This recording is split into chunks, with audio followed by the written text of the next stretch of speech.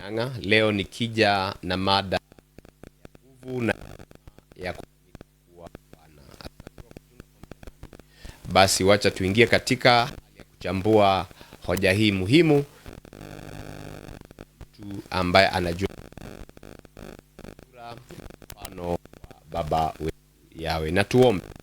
Baba mwangalizi, mlinzi Bwana wako, ninainua sauti yangu kukuelekea, nigeuzie sikio lako kutusikia. Asante ya kuweza kutambua na kulifungua. Ni ombi langu kwamba utanitumia kama chombo. Ni ombi langu Baba, ukaruhusu neno hili likawa na nguvu na uwezo linapopenya katika masikio na mioyo ya wale wanaonisikia. Baba, anza pamoja nasi, maliza nasi, ukatubariki, ukatenda yote yaliyo mema, ukazidi kutujazi neema na uwezo wako, tukazidi kuwakilisha utukufu wako na ufalme wako katika ulimwengu tunamoishi. Kupitia hili jina takatifu teule mno la mwanao wa pekee Masihi Yeshua, nimeomba pamoja na kushukuru. Mtazamaji mpendwa, ni vizuri tukaelewa kwamba wakati ambapo Baba wetu wa mbingu, muumba wa mbingu na nchi, alipomuumba baba wetu Adamu na akampa Hawa, kusudi lilikuwa ni kwamba awaweke katika hali ya kutukuza na kuonyesha uwezo wake katika ulimwengu. Lakini baada ya kuumbwa katika sura na mfano wa baba wetu Yawe, Biblia inatuonyesha kwamba ilifika mahali wakaasi na ule utukufu ukaweza kuondoka. Hata hivyo tumepata kurejeshwa tena katika awamu na ya awali kwamba tumefanyika kuwa wana wa baba yetu Yawe.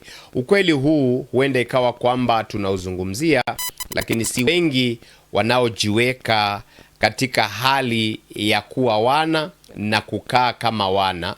Na hivyo nataka tuangalie siku hii ya leo faida zake kuwa mwana wa mtakatifu muumba wa mbingu na nchi, na vile vile heshima zinazokuja kutokana na kuwa wana. Kuna mafungu kadhaa tunayoenda kuyasoma, na tunapoyasoma pia kuna vipengele ambavyo ningependa ukaweza kuvitilia maanani na kuvielewa tunapomaliza hoja hii. Kipengele cha kwanza ni kuelewa kwamba uwana ni zawadi ya neema, sio juhudi za mwanadamu. Kwa hivyo hauwezi ukanunua kuwa mwana wa mtakatifu baba wetu Yawe, si kwa juhudi zako kwamba umefanyika kuwa mwana wa Yawe. Kama vile haukuomba ruhusa ukazaliwa katika jamii ambao ulijikuta nayo, si wewe uliyechagua kuwa aliyekuzaa ndiye baba yako, na wala haukumchagua yeye aliyekuzaa kuwa mama yako. Vivyo hivyo vile vile pia kuwa mwana wa Yawe haukuchagua, mbali ni zawadi kuu sana ambayo umepewa, unafaa kuipokea, kuikumbatia na kuifurahia. Katika kitabu cha Yohana Injili mlango wa kwanza sura ya 12 na 13 na somo, mbali wote waliopokea aliwapa uwezo wa kufanyika kuwa wana ama watoto wa Elohimu, ndio wale walio jina lake, waliozaliwa si kwa damu wala si kwa mapenzi ya mwili wala si kwa mapenzi ya mtu, mbali kwa Elohimu. Hii ina maana kwamba wana haukupatikana kwa matendo,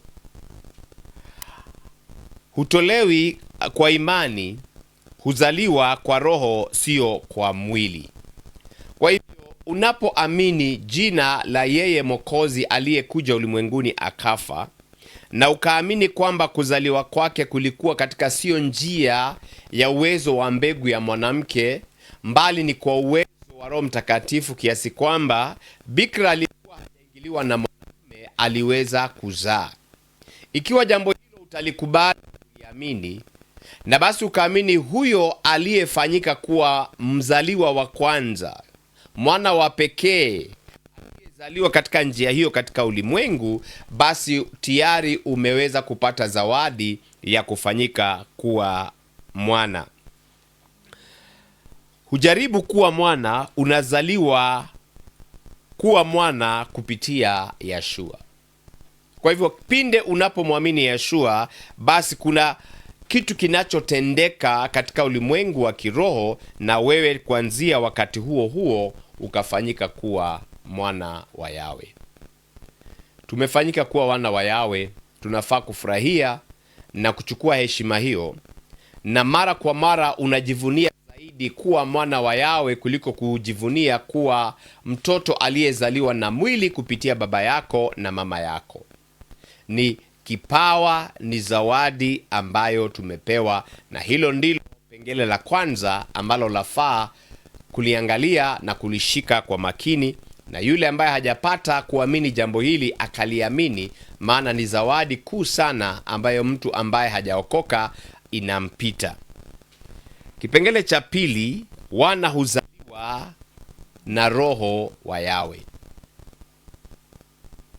Kupata Roho Mtakatifu ni thibitisho ya kwamba umezaliwa kuwa mwana wa Yawe.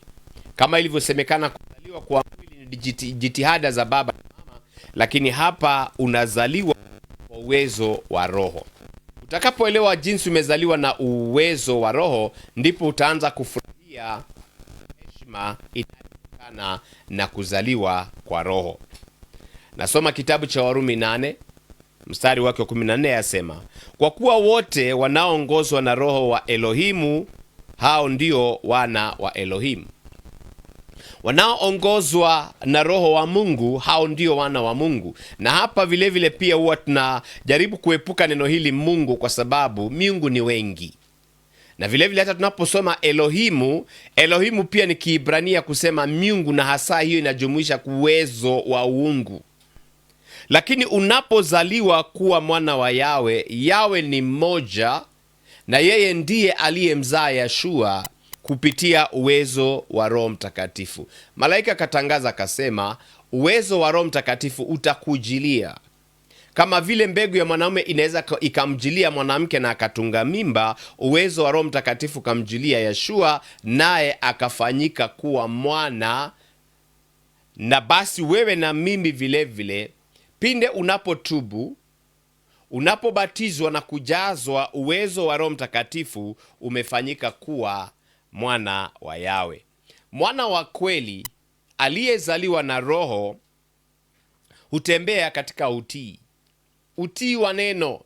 Ndivyo inasema kwamba anaongozwa na Roho, maana Yeshua kasema, maneno ninayokuambia leo ni roho. Unapochukua neno vile baba wetu amelisema na likawa ndilo linaloongoza maisha yako, basi wewe unaongozwa na Roho Mtakatifu, kwa sababu umekuwa mwana, na mwana ni mtiifu. Husikia sauti ya Roho.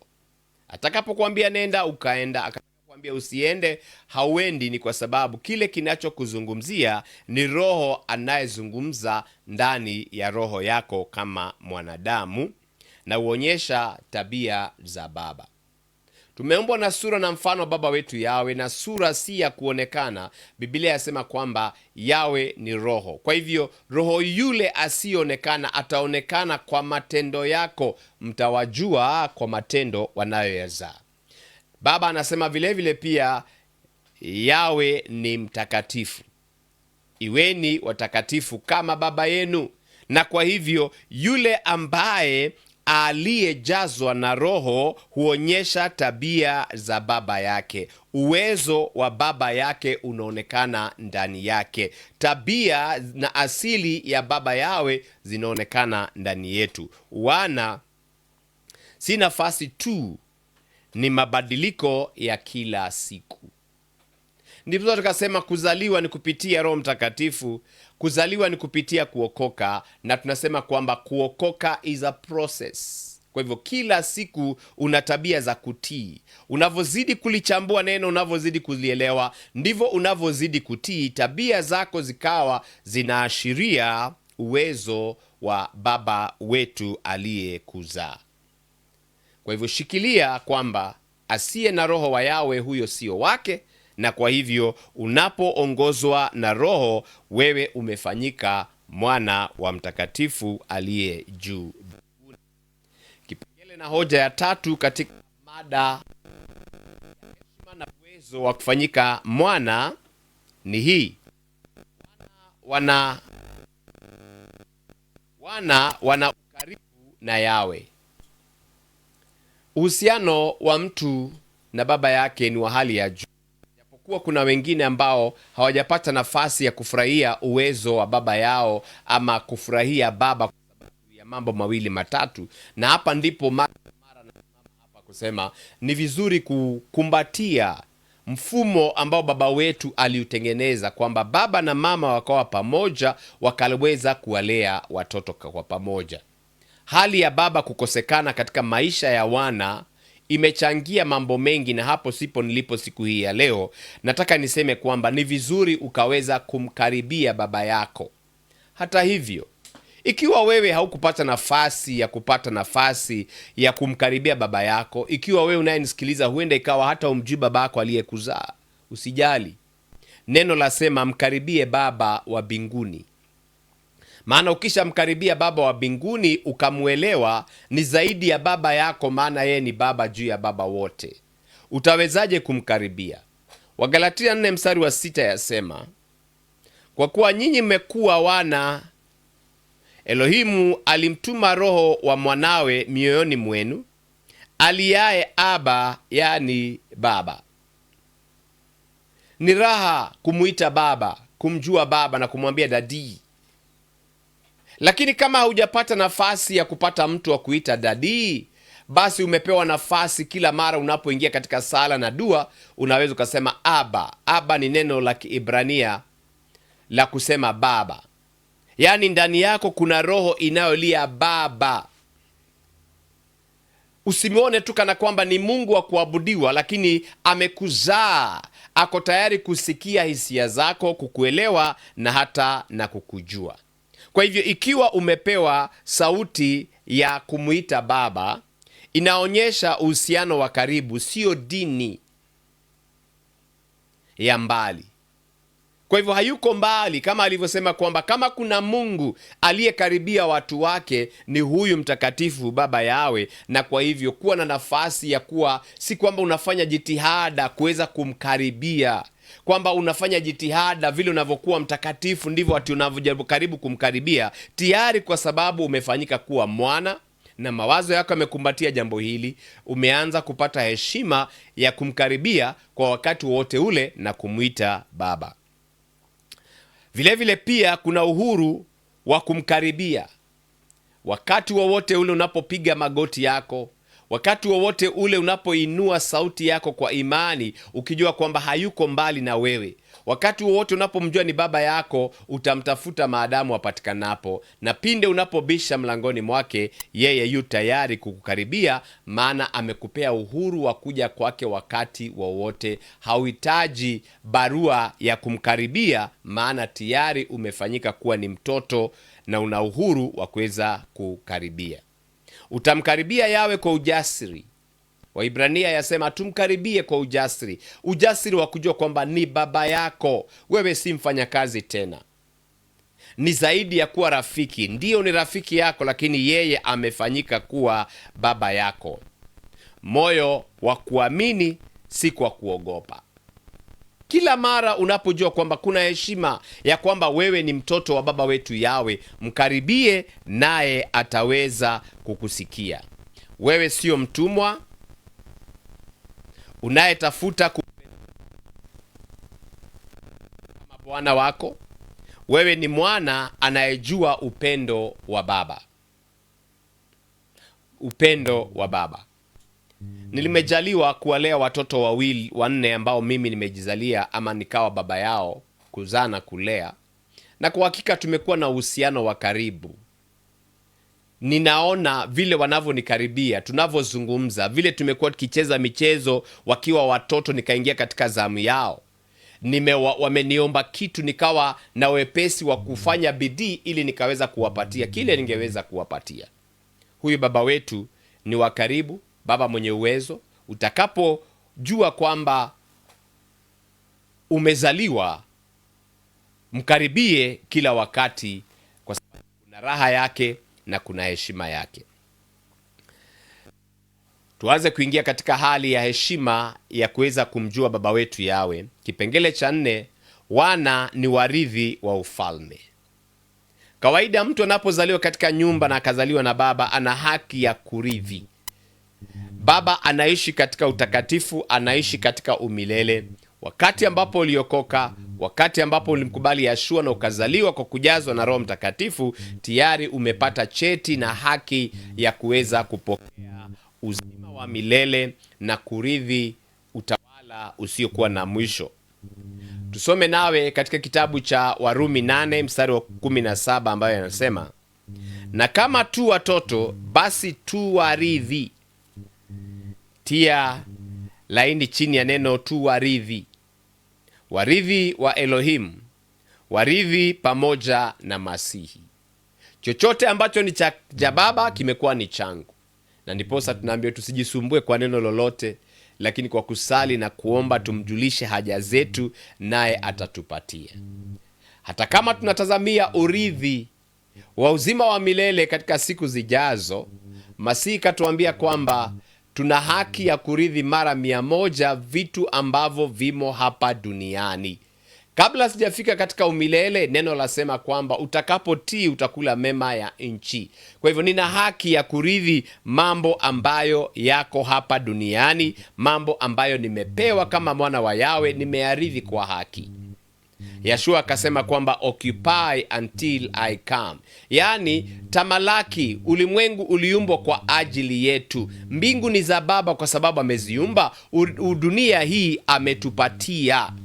Kwa hivyo tutakapokuwa na hayo mawazo, akisema kwamba anafukuza watu waliokaa Kanani ili akaketisha watoto wake, urithi wa dunia na vitu vya dunia anavyotaka kutupatia sisi, anaweza akaturidhia bila kumwomba mtu ruhusa.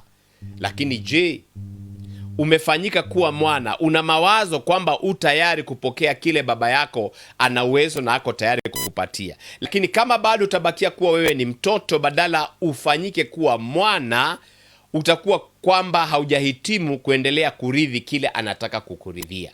Mawazo yetu ya kubali, mawazo yetu ya kumbatie, nasi tutaweza kupokea urithi. Na hii ni heshima kubwa sana kwamba nimerithi yale ambayo baba wetu ametaka nikarithi. Unarithi ahadi ambazo alimuahidia Ibrahim baba yetu. Unashiriki katika ufalme. Mwaka huu tumesema kwamba theme yetu ni kufanyika mabalozi wa kuwakilisha ufalme wa mbinguni. Je, unapozungumza unazungumza kama mwana wa mfalme juu ya ufalme wote? Unapofanya tabia zako, kuna tabia ambazo mtoto wa mfalme hawezi akafanya. Kuna tabia na sehemu fulani ambapo mtoto wa mfalme hataruhusiwa kukanyanga, maana ni mahali pa hadhi ya chini, na baba wetu hataki ukafika hapo, maana amekuridhia ufalme. Yeshua kasema imempendeza baba wetu kutupatia ufalme. Unabeba mamlaka ya kiungu, mamlaka ya baba yako. Kile unachosema kinakuwa. Malaika ni kama our bodyguards. Kitabu cha Mhubiri kinasema kwamba usiongee ovyo ovyo, maana unaweza ukasema kitu na malaika akachukua, maana anajua tayari umepewa mamlaka. Na hapa ndipo tunafaa kuelewa kwamba uwezo mkuu ambao ulidhihirishwa na baba wetu mfalme juu ya ufalme wote katika kitabu cha Mwanzo 1 ni wakati ambapo alitumia ulimi wake kuumba. Ukijua una mamlaka, jua kwamba lolote ulisemalo linaweza kutendeka ukilisema kwa mamlaka ya kuwa umeelewa wewe ni mtoto wa baba wetu Yawe, una sura na mfano yake. Aliposema na iwe na. Kwa hivyo kile kinachotoka mdomoni mwako mara kwa mara kwa mamlaka kinaweza kutendeka kwa sababu umefanyika kuwa mwana, umepewa mamlaka. Kilicho cha baba kimeandaliwa kwa wana wake. Vitu vyote vya baba, uwezo, mamlaka, nguvu, heshima, athma, utukufu, ametuandalia sisi. Na kwa hivyo ni heri tukaweza kukumbatia heshima hiyo na kuanza kuitumia jinsi ambavyo inavyofaa. Kipengele cha 5, wana huwakilisha asili ya Yawe. Katika masomo ambayo tumekuwa tukiyajadili na tunayajadili, unajaribu kusema kwamba na tuwakilishe utakatifu, maana baba ni mtakatifu, na tuwakilishe upendo mkuu, maana baba wetu ni upendo. Upendo unavyoendelezwa katika kitabu cha Wakorintho wa kwanza 13, upendo ambao si kwa ajili ya masharti. Unawapenda wanaostahili kupendwa bila kuwapea masharti, maana wewe na mimi kufanyika kuwa wana, tulitangulia kusema kwamba sio bidii, tumefanyika kuwa wana kwa sababu tumepewa zawadi, na hivyo nasi tunafaa kuwakilisha hali hiyo ya Elohimu, Yawe Muumba wetu. Katika kitabu cha Yohana waraka wa kwanza, mlango ni wa 3, tunasoma mstari wa kwanza na wa pili. Tazameni ni pendo la namna gani alilotupa Baba, kwamba tuitwe wana wa Elohimu, wana wa Yawe. Wapenzi, sasa tu wana wa Elohimu.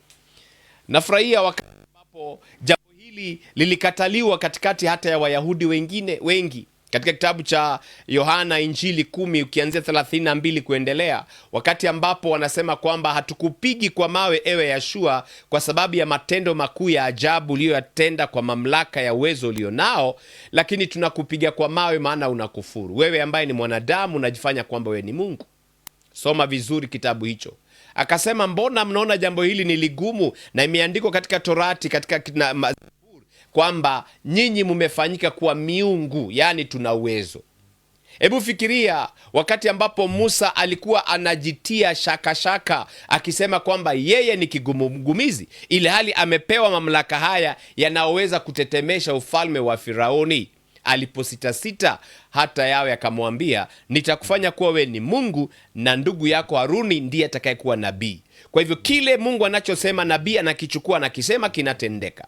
Lakini sasa kabla hujajiita nabii, elewa kwamba umefanyika kuwa Mungu. Yaani una uwezo sawa na ule wa baba yako. Amekupa sehemu. Biblia inasema kwamba Roho Mtakatifu tuliopewa ni arobani, yani ni deposit.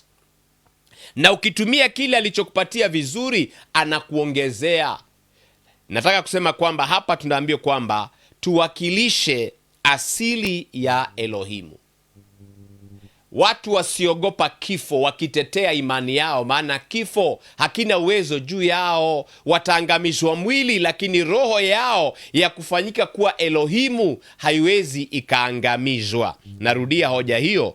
Tazameni ni pendo la namna gani alilotupa Baba, kwamba tuitwe wana wa Elohimu. Wapenzi, ni nyinyi tunayezungumzia, ni mimi nayezungumziwa, mpenzi. Sasa tu wana wa Elohimu, na kama tu wana wa Elohimu tumepewa uwezo na mamlaka kutembea katika haki, tuonyeshe haki takatifu mbele za Baba wetu Yawe, kupenda wengine kama baba mzazi.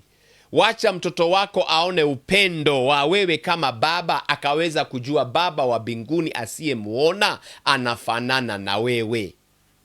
Tabia unazozifanya, anajua kwamba ninapokuhubiria kumpenda Yawe, maana alikupenda mbele, tayari unaweza kuona ule upendo ndani yangu. Mtazamaji mpendwa, niruhusu nikachukua muda mfupi tu, alafu ninaweza kurejea kumalizia hoja ya uwezo na heshima ya kuwa wana wa mtakatifu Yawe. Do you have a concern, feedback, or complaint about our programs or services? At Messianic Voice TV, your voice matters. We are committed to integrity, transparency, and serving you better every day. If you have any complaint or issue, reach out to us directly, share your experience, and let us make it right. Let all things be done decently and in order. 1 Corinthians 14, verse 40. We are here to listen, respond, and improve because you are part of this mission. Contact us today and let your voice be heard. Messianic Voice TV, truth, accountability, and service.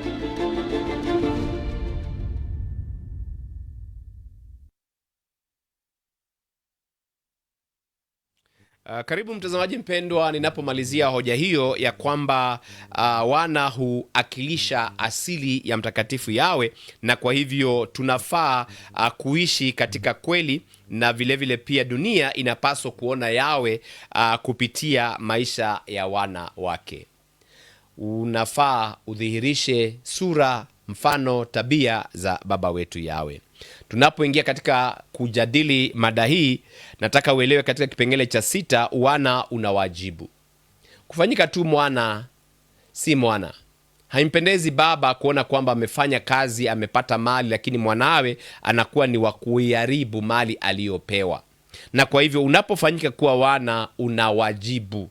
Wajibu wa kuwa wana ni heshima, si heshima tu, mbali pia ni wajibu. Kujukumika, nasema kwamba usipochukua majukumu utabakia kuwa ni mzigo kwa watu wale wengine. Kuishi maisha ya utakatifu ni jukumu. Kwamba wewe, wengine wakifanya uzinzi na uasharati, wewe hauhesabiwi huko. Wengine wakifanya hali ya kuabudu vinyago na kwenda kwa wachawi na waganga, wewe huko haupatikani. Kumwakilisha Yawe duniani, kwamba kila popote unapopita waambie baba anawapenda, Yawe ni mtakatifu, anawajali, aliwaumba kwa kusudi. Kwa hivyo tunakuwa na nafasi ya kuwakilisha. Ninafurahia nikiwa hapa katika Messianic Voice TV, hivyo ninavyofanya kuwajulisheni kwamba baba aliwapenda. Wale ambao hawajatambua upendo huu, ni wakati wako wa kutambua ule upendo. Uchukue wajibu wa kuweza kudhihirisha upendo ambao baba wetu aliyokupenda nao. Wakati haukupendeka akakupenda. Wakati ulikuwa mchafu kabisa kabisa akakuosha, akakutakasa kwa damu ya kipekee. Wakati ambapo ulikuwa ni mtumwa akakununua, usiwe mtumwa upande wake, mbali ukawa ni mwana wake. Kila nakuomba tu ni kwamba uwe mtumwa wa majukumu ya utakatifu, na neno lasema kwamba majukumu anayotupatia sio mazito, ni mepesi. Kusimama imara katika kweli, kuwa shahidi mwaminifu wa kweli na kweli na kweli peke yake. Usichanganye ukweli na uongo kwa vyovyote vile. Kila mwana ni balozi wa ufalme. Wakorintho inatuambia kwamba tumefanyika mabalozi tukamwakilisha pamoja na Masihi.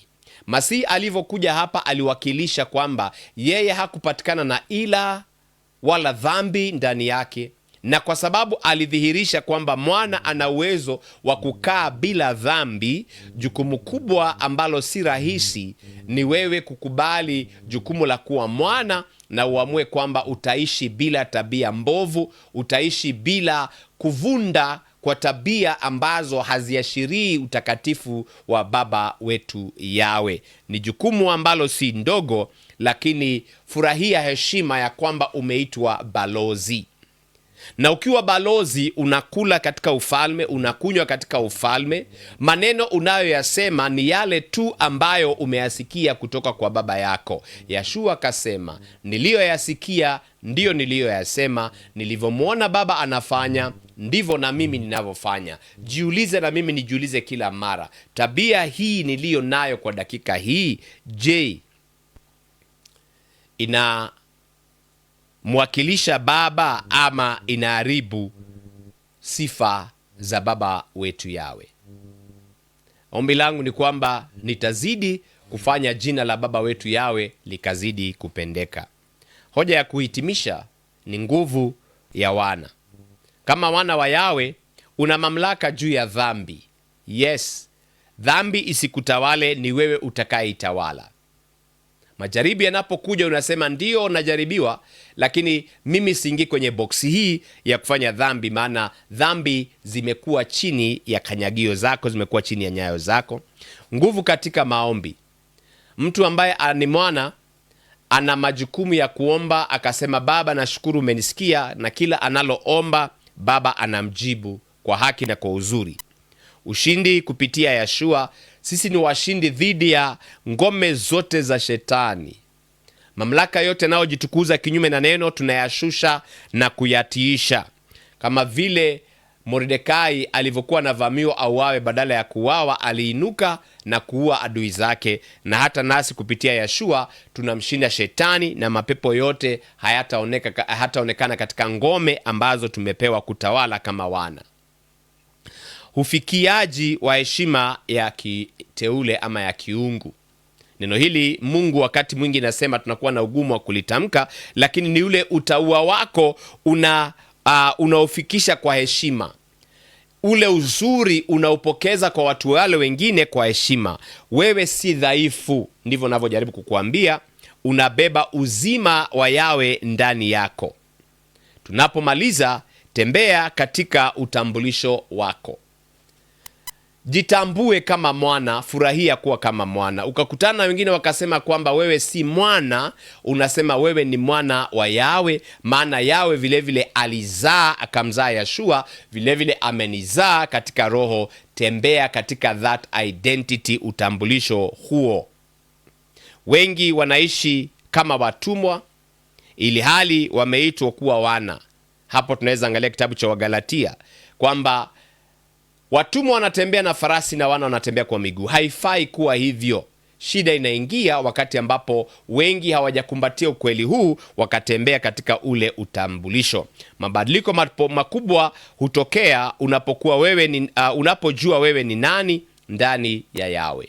Kwa hakika mtu anapojitambua, yeye hababaishwi, yeye hatetemeshwi. Ni kwa sababu analolisema linakera mtu, kwa sababu limetoka kwa nguvu na uwezo wa mtu mwenye mamlaka. Elewa hivi mtazamaji mpendwa, wewe ni mteule, wewe ni mpendwa unayependwa toka mbinguni, uliyewezeshwa na umewezeshwa na unaweza ukafanya mambo makubwa, uliyeitwa. Umeitwa, itika. Na kama kuna mtu ambaye hajakubali kuokoka, ninakupa nafasi hii ya kukubali kuokoka. Ukasema Yeshua, njoo katika maishani mwangu. Kuanzia leo nimeanza process ya kubadilisha mawazo yangu. Niwache kumlaumu baba yangu aliyenizaa na kunileta ulimwenguni. Nikajua kwamba baba alitumika kunileta. Yeye ndiye alikuwa barabara ya kunileta, lakini nilitoka kwa baba yangu aliye juu mbinguni na amenileta hapa kusudi lake. Utakapoelewa kitambulisho chako na ukasimama katika hali ya kutenda yaliyo haki, basi utaweza kufurahia heshima na uwezo unaotokana na kuwa wana. Ishi chini ya utambulisho wako. Wito wangu wanapomalizia ni kukuambia, kubali nafasi yako kama mwana, ikubali, okoka wewe ambaye hujaokoka. Na ikiwa uko hapo, ninakuombea tuko maneno mapesi. Baba, mkubali huyu aliyekiri kwamba Yeshua ni Mwokozi. Baba, muandike jina lake katika kitabu cha uzima, na Baba mpatie nafasi ya kuanza upya tena na kutambua utambulisho wake katika jina la Masihi Yeshua. Nimekuombea, na ukianza kusema umeokoka kuanzia dakika hii, haujakosea, na ukubali ukabatizwa katika jina la Masihi Yeshua. Na basi baada ya kubatizwa, tembea katika utii na imani. Tembea katika kutii sauti ya Baba. Soma kitabu kitakatifu, kichambue, na ishi katika hali ya imani. Mkaribie Baba kila siku katika dua na maombezi. Zungumza na yeye na uruhusu na yeye akaweza kukuzungumzia. Ishi kama mwakilishi wa ufalme wa mbinguni. Tembea kifua mbele kama balozi ambaye anayewakilisha ufalme wa mbinguni. Kumbuka kitabu tulichokisoma na ndicho nachotamatisha nacho, kitabu cha Yohana wa kwanza 3 mlango wa kwanza inasema, tazameni ni pendo la namna gani alilotupa Baba kwamba tuitwe wana wa Yawe. Wana wa Yawe, asanteni kwa sababu ya kufanyika kuwa wana. Tukubali majukumu na tuendelee kutembea katika hali ya kuwakilisha utakatifu wa Baba wetu Yawe popote pale tunapojikuta. Yawe akubariki na kukulinda. Yawe akuangazie nuru za uso wake na kukufadhili. Yawe akuinulie nuru za uso wake na kukupa amani, katika jina la Mwokozi wetu Yeshua Hamashia. Tukutane wakati mwingine, kipindi kingine siku ya leo. Kwaherini. In a world full of noise, find the one sound that truly matters. Welcome to the Request Hour Show, your daily sanctuary of praise on Messianic Voice TV. This isn't just a music program, it's a global gathering of believers dedicated to exalting the name of Yahweh. Every morning, the playlist is in your hands.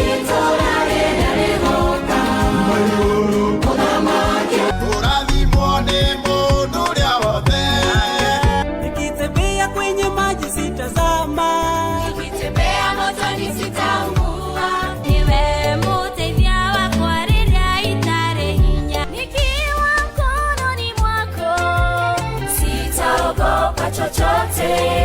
Whether it's a powerful anthem of deliverance or a quiet melody of adoration, we invite you to send in your requests and share the songs that have touched your soul. Join our host and a community of worshipers from all over as we fill the atmosphere with glory.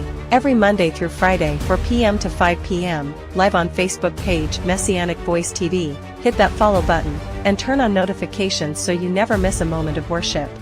The Request Hour Show. It's your morning, your music, and His presence. See you only on Messianic Voice TV.